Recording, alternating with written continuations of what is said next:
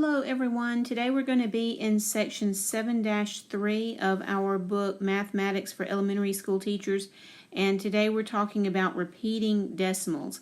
I'm going to show you how to convert from a fraction form to a decimal form, and also how to convert from a repeating decimal back to a fraction form. So let's get started.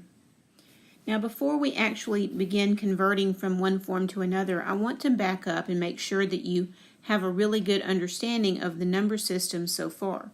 So you know there are two types of real numbers. All real numbers are either rational or irrational. All the numbers we've been working with throughout this course are rational numbers. And the word rational means that the number can be represented in a fraction form. You see inside the word rational the word ratio. So the root word is ratio, and we know that a ratio in math is a fraction. So a rational number can be written in a fraction form. The word irrational means that the number cannot be represented in a fraction form. Now, when we convert a rational number, or in other words, a fraction, to a decimal form, it has to do one of two things. That fraction either has to become a terminating decimal, meaning a decimal that only has a finite number of digits behind the decimal, or it has to become a non-terminating decimal that will have a repeating pattern at some point. On the other hand, irrational numbers that are written in decimal form never terminate and never form any kind of repeating pattern. For example, the number pi that we're all so familiar with contains an infinite number of digits, and those digits never form any kind of discernible pattern. And another example would be the square root of 2. In fact, any root that doesn't simplify to a whole number is an irrational number, because they all, when converted to decimal form, have a string of digits that never terminates and never forms a repeating pattern. But again, any fraction that's converted to decimal form will either terminate or form a repeating pattern. So, like I said before, in this section we're going to be practicing converting fractions to decimal form. We'll do some terminating ones, and we'll also do some repeating decimals. And then we're also going to practice converting repeating decimals back into fraction form. So here is our first example, and we're going to convert the following fractions to decimal form. So this first fraction is 7/8. And, you can think of this as a fraction, but remember that the fraction bar is really just another form of a division symbol. So the fraction 7/8 can also be thought of as 7 divided by 8. So to get this into decimal form, we'll have to do the long division. So here's our division symbol, and we're doing 7 divided by 8. So the 7 will go under the doghouse, so to speak, and the 8 will go outside. Now the first thing we're going to do is say, how many times will 8 go into 7? Well, of course, 8 won't go into 7 because 7 is smaller. So what we do is we put a decimal and a 0, and then we put a decimal on the answer line. And now we can ask ourselves, how many times will 8 go into 70? And of course, the answer is that 8 will go into 70 8 times, because 8 times 8 is 64, but 8 times 9 is 72. So 9 is too big. So 8 will go into 78 times. Now multiply back and subtract. 70 minus 64 is 6. And of course, this number is smaller than 8, so that means that we chose the right number here. But now, in order to get the next digit of our answer, we need to put another 0 here and pull it down. And we say, how many times will 8 go into 60? Well, 8 will go into 60 7 times, because 8 times 7 is 56. And then when we subtract, we have a remainder of 4. So now pull down another 0, and 8 goes into 40 evenly. In fact, it goes in 5 times. So when we multiply back, this time we get a remainder of 0, and that means we're finished. So the fraction 7/8 is equal to 0.875 in decimal form. And now let's try the same thing on part B here. Now if you would like to pause the video and try this on your own, I think that would be a great idea. But now I'm going to go through it with you. So here we have 13 divided by 25. So we'll actually work out the long division. So we start with our doghouse. 13 is the dividend, and 25 is the divisor. So the first thing we say is how many times will 25 go into 13? And the answer is, of course, that it won't because it's too small. So we put a decimal 0, and that means we're going to have a decimal on our answer line. And now we can say how many times will 25 go into 130? And now I know sometimes your first thought might be, well, I don't know because 130 is a pretty big number and 25 is a pretty big number for a divisor to do mentally.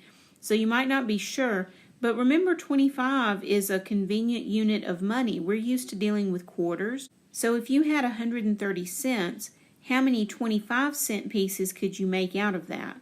Well, 130 cents is like $1.30. So we know that there's 5 quarters in $1.30. And so I'm going to say that 25 will go into 130 5 times. And now we multiply back. 5 quarters would be 125. And we subtract, and we have 5 left over. So, of course, the way to get the next digit is to put another 0 on and pull it down. And now we say, how many times will 25 go into 50? Of course, it goes in evenly twice, and now we have no remainder. So this is the end of that conversion. So now we know that 13/25 is equal to 0.52. So now notice that both of these fractions converted into terminating decimals. And so that kind of provokes the question, can we know in advance whether a fraction is going to produce a terminating decimal or a repeating non-terminating decimal? And the answer is yes, we can know that in advance. As long as the denominator of the fraction contains only factors of 2's and 5's in any combination, then the decimal will terminate. And that's because our decimal system is base 10 and the factors of 10 are 2 and 5. So as long as you're dividing by only 2's and 5's, you're definitely going to be able to get a terminating decimal. However, if the denominator contains any factors besides 2's and 5's, then the decimal will not terminate, but it will form a repeating pattern at some point. In a repeating decimal, the repeating block of digits is called the repetend. And to write a repeating decimal, what we do is we write the pattern out once, and then we put a bar over the digits that repeat, because there's obviously no way you can write out the whole thing because it's infinite. It never stops. All right, so here's example 2, and now we're going to see some repeating decimals. And we'll use long division to convert each of these to decimal form. So let's start with 2/11ths, and we know that this is actually 2 divided by 11. So we'll write it out with the 2 under the doghouse and the 11 outside. So now how many times will 11 go into 2? The answer is none. So we put a 0.0 and we put our point on the top line. And now we say how many times will 11 go into 20? Well, 11 will go into 20 once with 9 left over. And so now we put another 0 and we pull that down. And how many times will 11 go into 90? Well, 11 times 8 is 88. So that's close to 90. So 11 will go into 98 times with 2 left over. And then we pull down another 0. And now notice that we're doing 11 into 20 again. We already did 11 into 20 once, and now we're doing it again.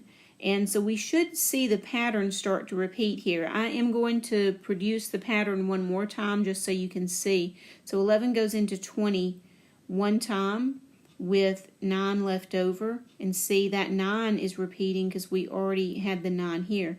And so if we pull that down, 11 goes into 98 times, and you can see that we got the same 2 digits. And of course, if we multiplied back, we'd get a remainder of 2 again, and then we'd be back with the 20. And we're just going to keep getting 18, 18, 18, 18, no matter how many times we do it. So at this point, or actually at this point back here, we could stop and say, now we know that the 1 and the 8 are going to repeat. So let's say that 2/11ths is equal to 0.18 repeating. So I draw the bar over the 1 and the 8 to show that that's the repeating pattern. And now let's do the same thing for 1/7. So of course this is 1 divided by 7. And we're going to say 7 won't go into 1, but we put the decimal. And now how many times will 7 go into 10? 7 goes into 10 one time with 3 left over. Put another 0 and pull down. 7 goes into 30 4 times with 2 left over, and put another 0 and pull down. 7 goes into 20 twice with 6 left over. And see, we haven't gotten anything repeating yet. We had a 10, then a 30, then a 20. So no repeating yet. Now how many times will 7 go into 60? Well, that would be 8 times with 4 left over. And now put another 0, pull down. 7 will go into 40 5 times with 5 left over. 7 will go into 50 7 times with 1 left over. Now this 1 is going to start the pattern back over that we saw with this 1. So at this point we can stop the process and say that 1/7 is equal to 0.142857 repeating, and we put the bar over the whole pattern because if we were to continue here, this whole set of digits would repeat again. And now let's convert 5/18 to a decimal form. So now you know that it's 5 divided by 18, so it needs to be set up like this.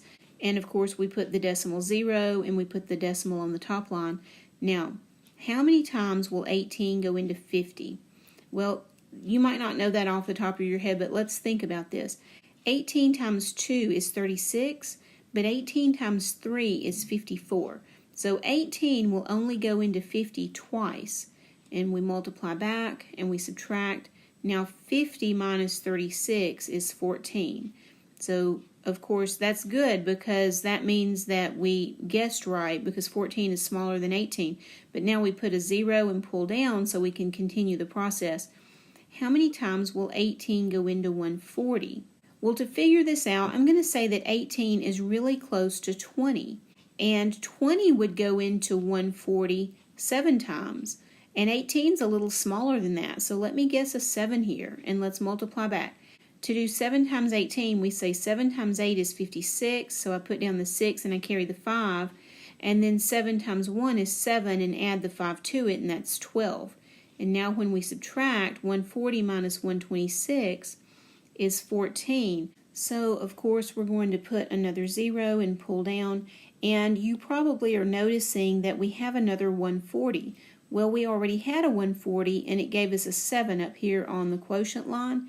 And of course this one would have to give us another 7.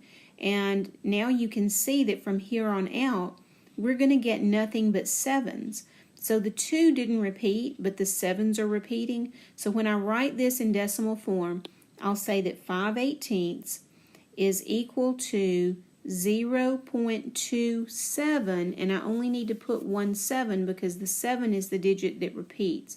So I'll put 17 and I'll put a bar over that 7. And that's it. Now let's try to go the other direction.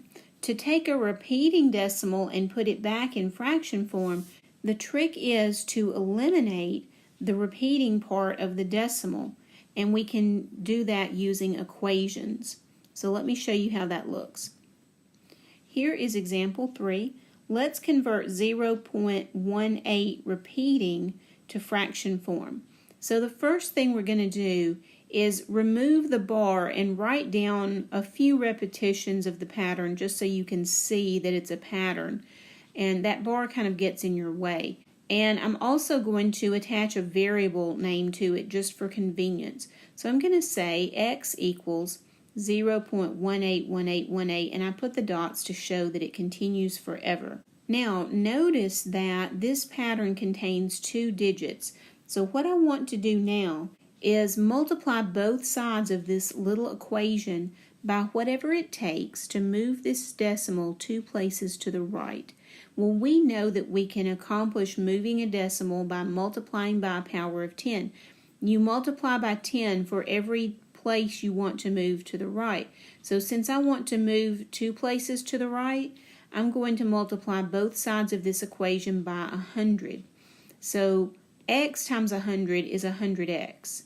And on the right side, 0.1818 repeating multiplied by 100 gives us 18.181818.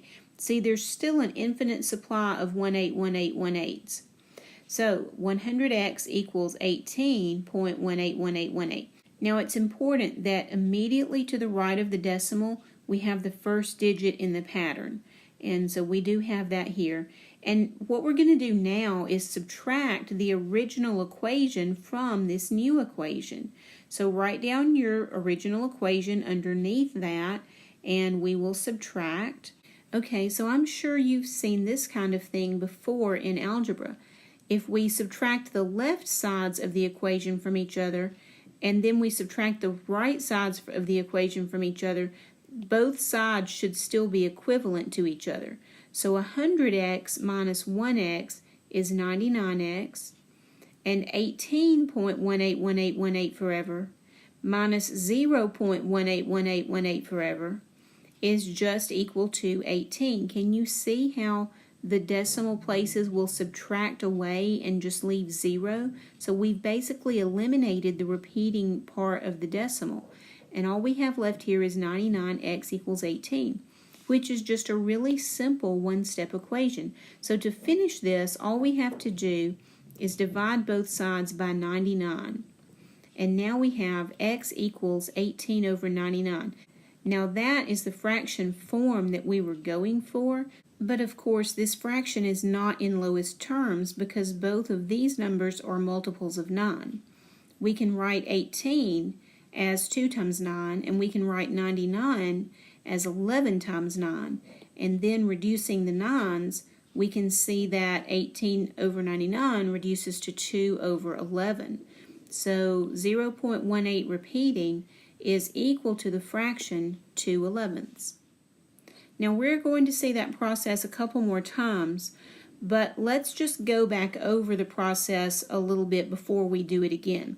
The trick is to multiply the equation by a power of 10 large enough to put the entire repetend in front of the decimal. And then you subtract the original equation from the new one, and then you solve. So let's practice on this example. It says convert 0.317 repeating to fraction form.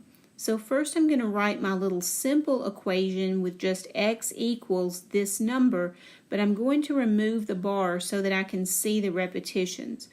So x equals 0.317, and so on. Now, how many digits are in the pattern? Well, there are 3 digits in the pattern. So in order to get a whole pattern in front of the decimal, I'll need to move the decimal 3 places to the right. So that means I need to multiply both sides of this equation by 1,000. So 1,000x equals 317.317, etc. Okay, now I can take my original equation and subtract it from the new one. So here's my original equation, and then I'll subtract 1000x minus 1x is 999x.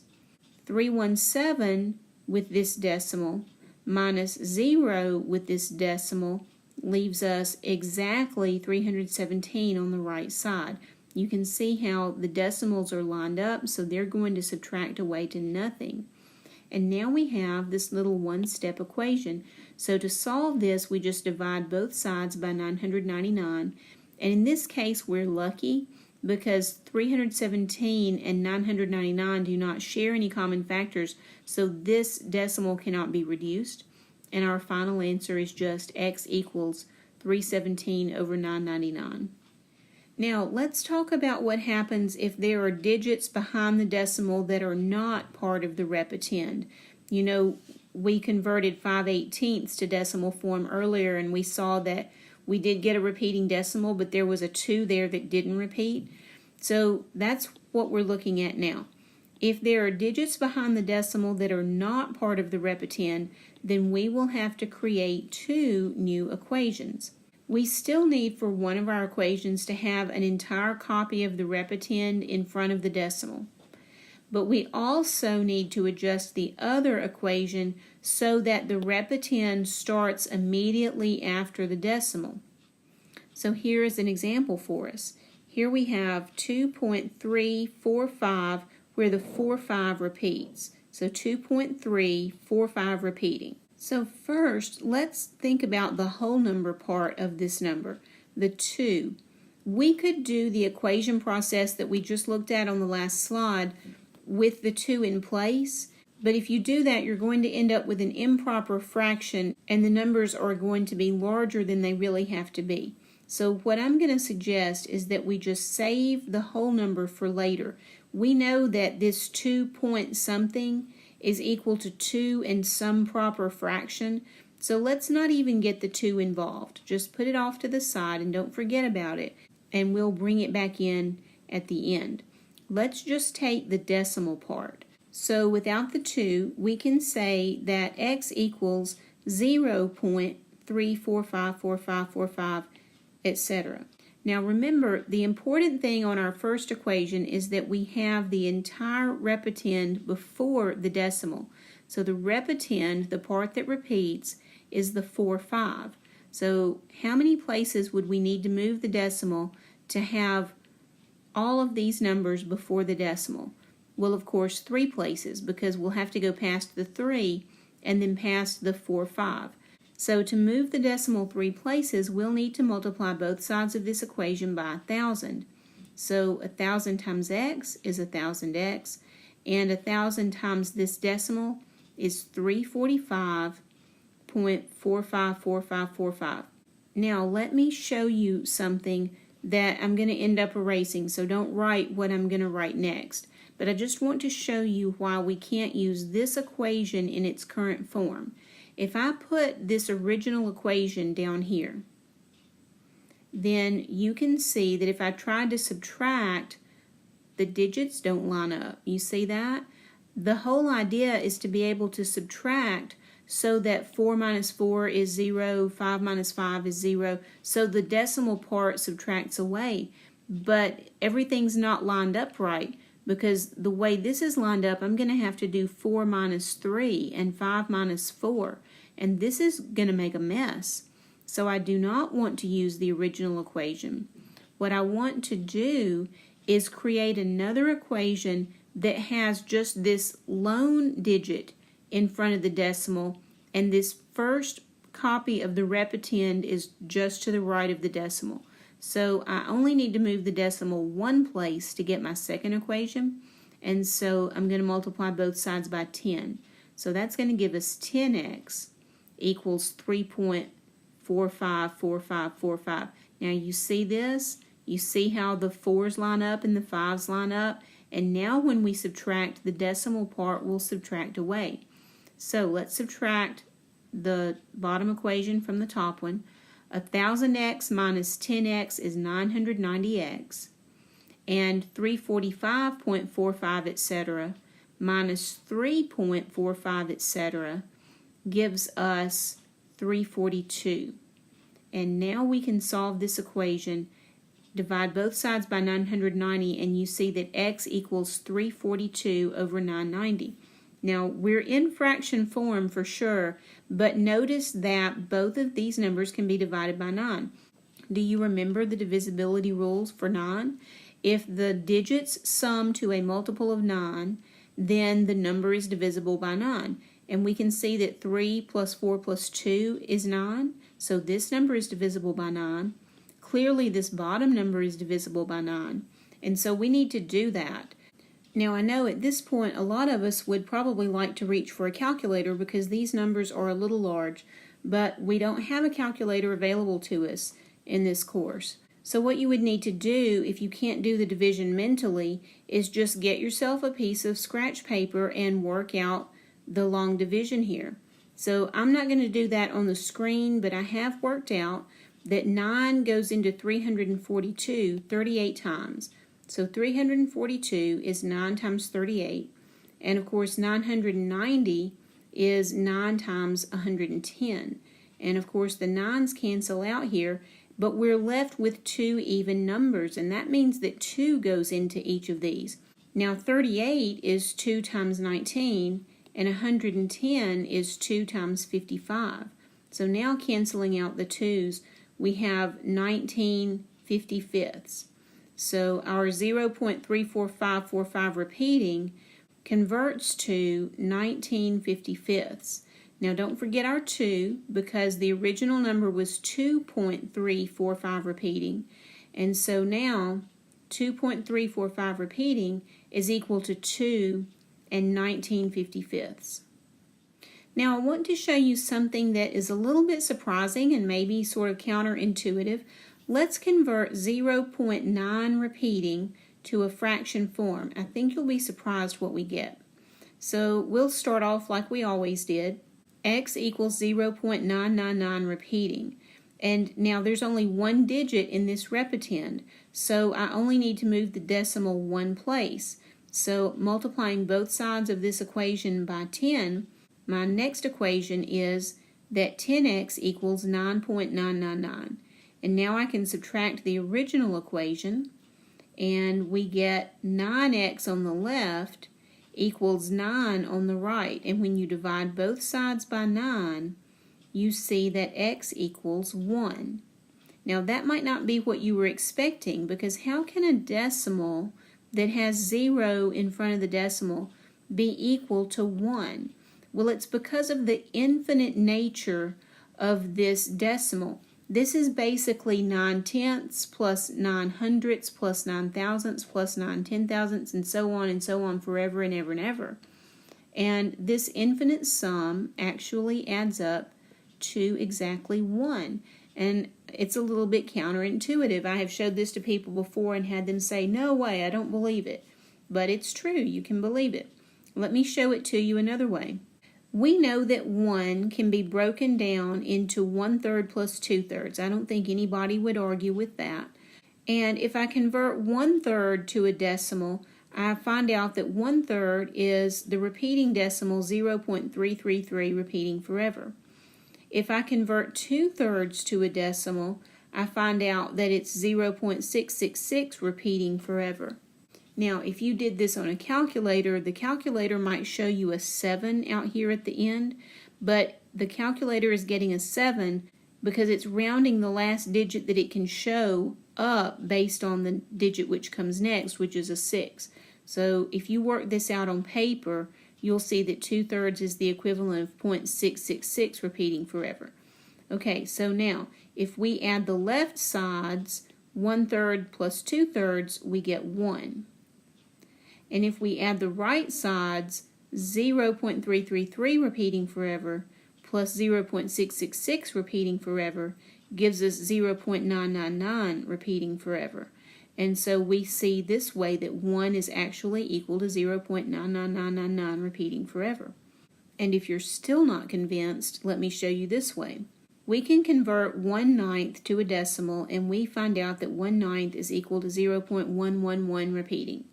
2/9 is equal to 0.222 repeating. If you keep doing that, and you just keep going 3/9, 4/9, 5/9, and so on, well, look at the pattern.